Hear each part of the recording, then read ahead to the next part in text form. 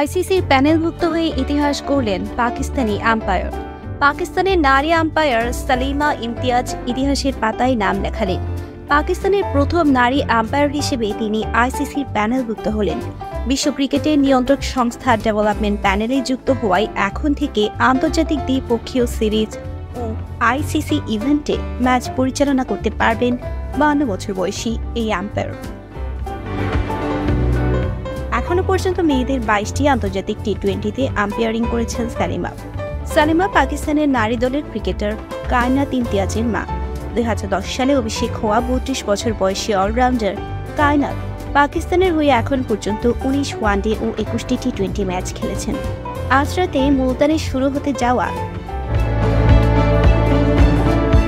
পাকিস্তান ও দক্ষিণ আফ্রিকা নারী দলের টি-20 সিরিজে আম্পায়ারিং করতে দেখা যাবে সালিমাকে। তবে মেয়ে কায়নাতকে অবশ্যই মাঠে পাচ্ছেন না তিনি।